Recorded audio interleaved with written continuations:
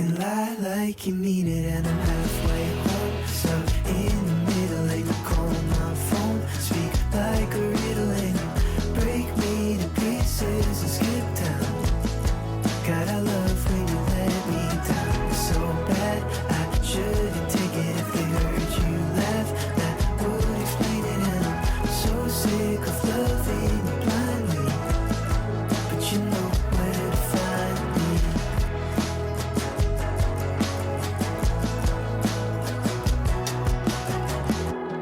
Left your bracelet, I said it was bells. So I took the Cathay Pacific and arrived in Hong Kong super early, I think around 5 or 6 a.m. There's a bunch of airport buses that take you to the central area even at this time.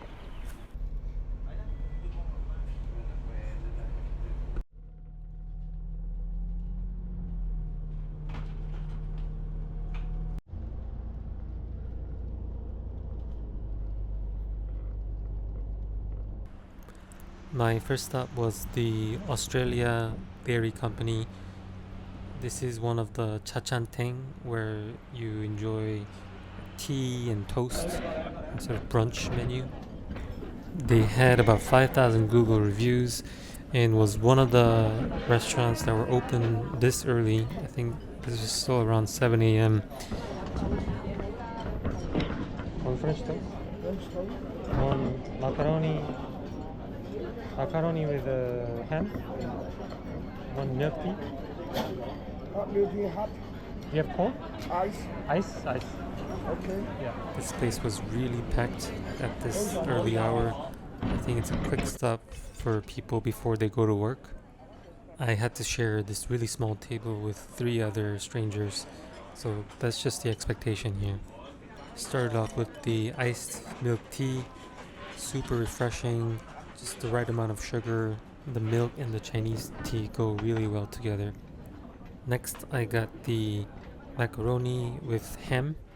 I've never seen a macaroni dish in an Asian cuisine, but this seemed to be one of their signature dish, so I had to try. The chicken soup is really rich. There's probably some MSG in there too. The macaroni wasn't anything too special.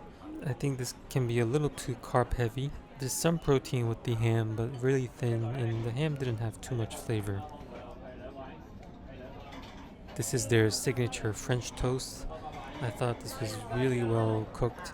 The outer layer had just enough crunchiness with a scoop of butter, and they had really good maple syrup. You can see when I'm cutting, there's a little bit of chewy, crusty texture at the outer layer.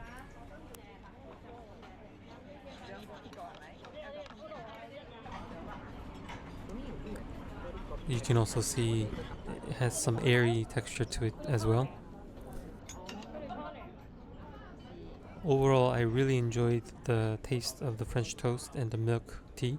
I wasn't really impressed by the macaroni. I don't know if I should order a different topping. Let me know if you share this opinion on the macaroni and if I should try it somewhere else.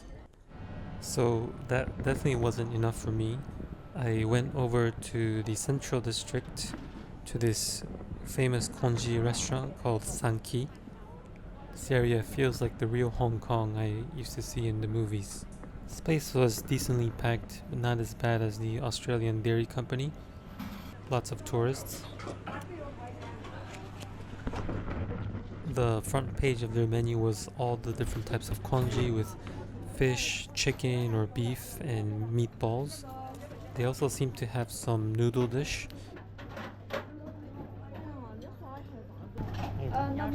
No more? Noodle. Okay. Yeah. Congee. Congee. Yeah.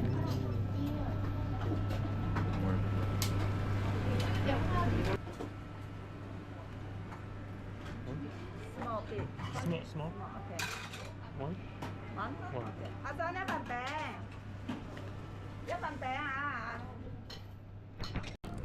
Started off with the fish pancakes, really chewy texture, kind of like mochi.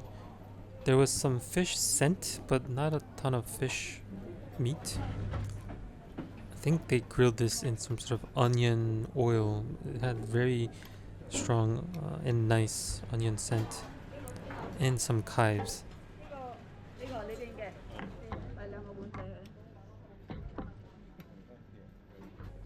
Finally, the congee. I ordered the sliced beef and beef ball congee. This was the small size, but pretty big.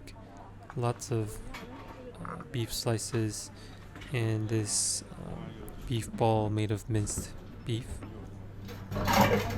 It's pretty hot, so really be careful. But really savory soup.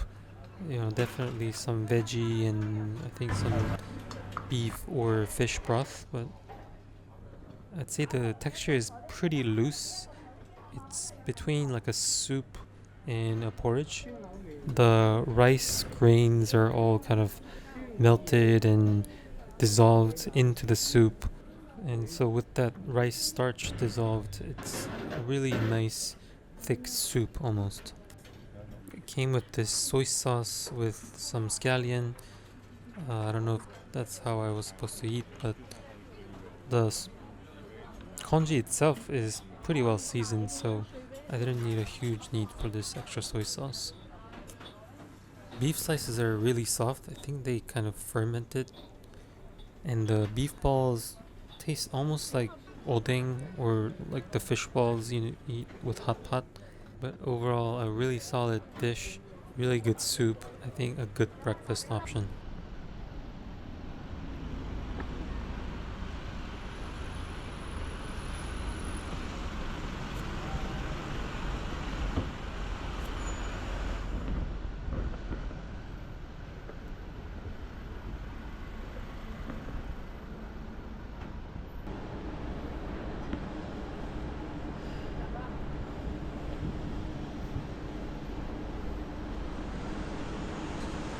Hong Kong is also known for their really long outdoor escalator in the central mid-level.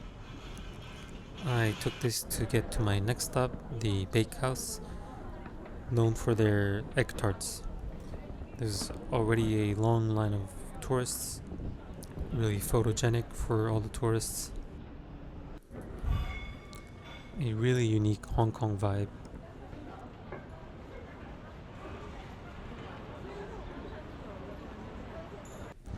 They're known for their egg tarts, but all of their other pastries look really good.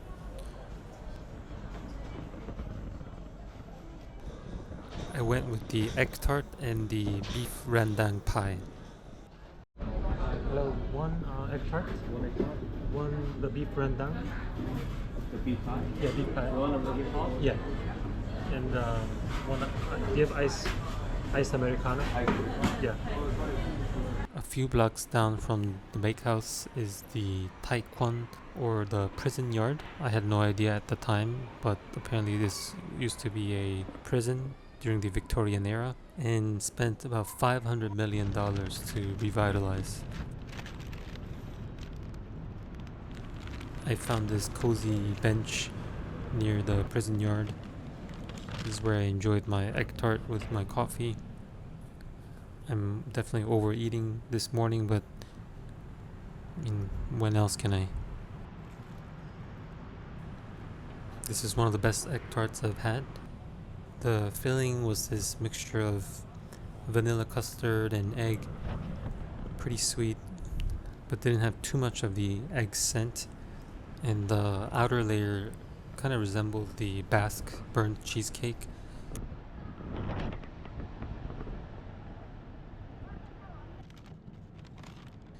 Then I tried the beef rendang pie. Couldn't help but choose this. It looked so good, authentic. It resembled the mooncake to me, so that's one of the reasons why I got it. Inside were these cubes of beef that were kind of marinated in curry sauce. I think that's what they call rendang. The beef was actually pretty soft, and the curry was very subtle but very attractive, a little spicy.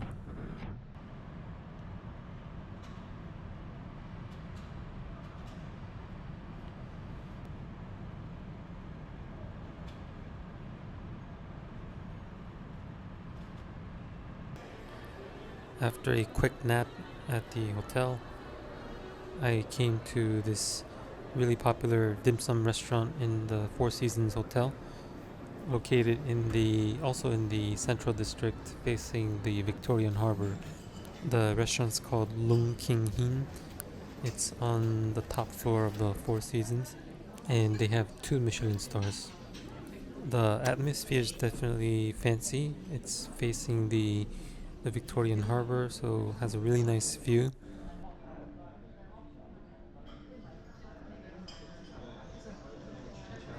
But the staff were actually really nice and easy to talk to. So you can do either of these lunch set menu,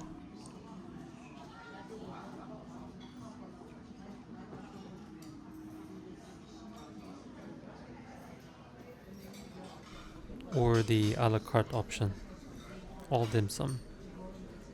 So this was one of the hardest decisions of my trip this time, because I knew they have so many signature dim sum dish, and I didn't know if I'll ever come back here, so I gave a lot of thought behind what I would order.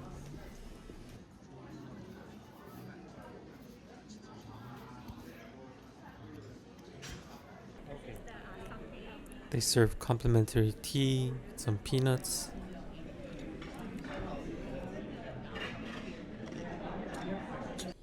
different types of chili and soy sauce.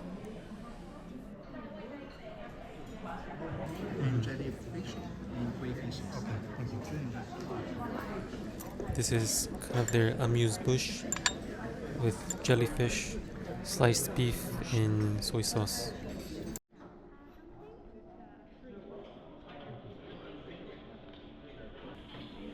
My first dim sum, I honestly forget what was in here, but I think it was a mix of shrimp, potentially crab meat. You can see the skin is extremely soft and almost transparent. That being said, it was definitely like a well-made dumpling, but taste-wise not too impressive. Next was the deep fried crab shell with crab meat. This was a very interesting dish. Almost looks like the Japanese croquet.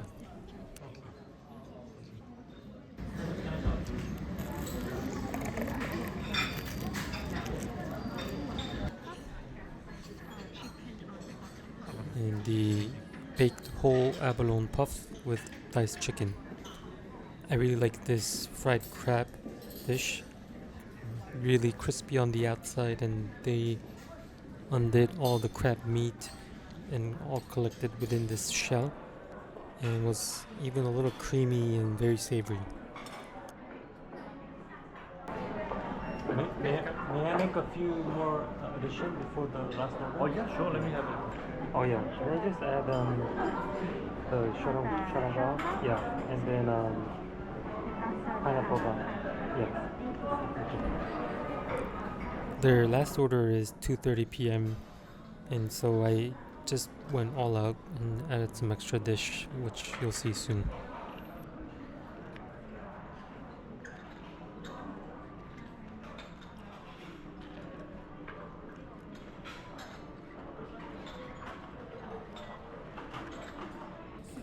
Yeah. This was their xiaolong bao. Okay. Each piece is relatively large. There's 2 pieces. The skin was nice and soft.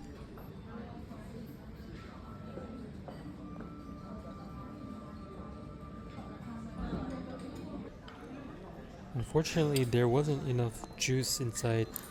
I don't know if it all kind of evaporated, just the way they cooked, but that was a little underwhelming.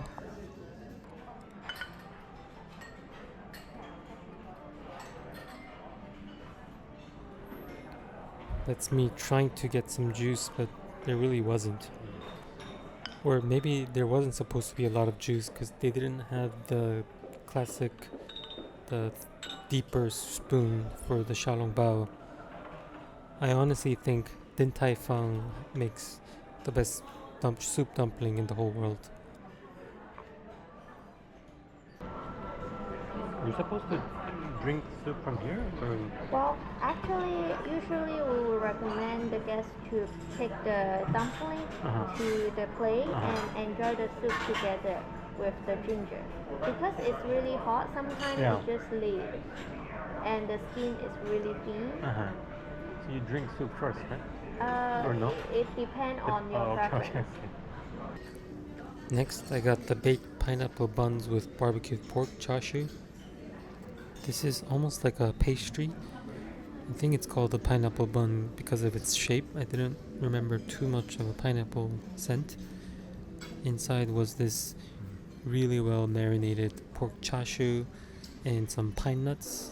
I really like the pine nuts because the chashu, while really good, can be a little simple taste, which is mostly sweet. And so the pine nut adds some scent and texture.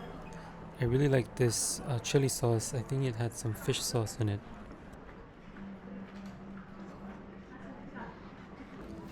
We're getting close to the finale. This is the King Heen fried rice with minced chicken, egg white, and pine nuts. I really like this dish. Very simple, good quality rice. I see that they use pine nuts a lot, and I really like it.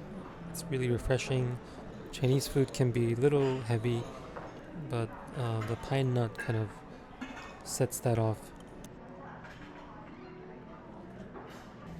And this is the barbecue pork with honey sauce. So essentially chashu. Probably my favorite dish here. Amazing quality pork chashu. I think they slow cook this over hours. It's incredibly soft. Doesn't feel too fatty. And just nice coating of sweet soy sauce outer layer. I know this is supposed to be usually honey glazed. For me, it was just a touch too sweet, and so I definitely needed some chili sauce to add this spicy flavor to it, but a really good complement for the fried rice. Their complimentary dessert. In conclusion, this was a really pleasant experience. Also, amazing view and atmosphere. There was no dish that was off, but some of them were not that impressive, especially considering a 2 Michelin star, especially the dumplings.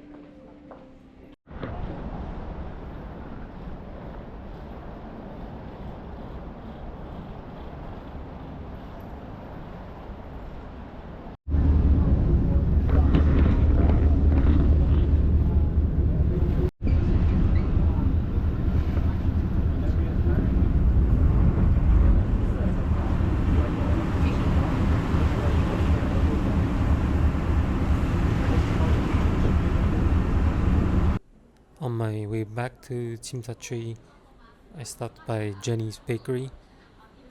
This place had one of the longest lines I've ever seen, and also located in this, honestly, a little sketchy shopping mall. And I was thinking, how good can cookie be in Hong Kong? I got the coffee flavored, and I don't have videos of it, but it was really good. It's the really subtle coffee scent, and also really soft, airy, but also crispy. So I do recommend you get it. My last stop for the day, if I had any room in my stomach, was Wonton Noodle in Chimsachui, known for their Cantonese style Wonton Noodle soup. They have 60 years of history and is Bib Gourmand on the Michelin Guide. A really low-key restaurant. You can just walk in. I got a seat at the back corner.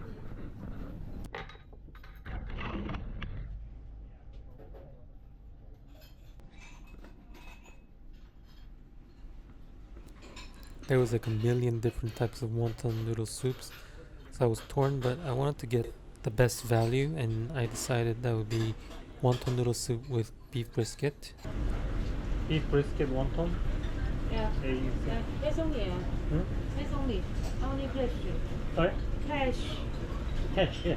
I didn't mean to offend her like that, but I was a little jet lagged. I think I got a really good dish here. You can see the beef brisket, a little bit of fat layer, but good quality beef. You can see about 4 pieces of wonton with chunks of shrimp in it, so it's legit wonton. You can see the noodle. I'm not sure what the name of this noodle is, but this is your thin egg noodle.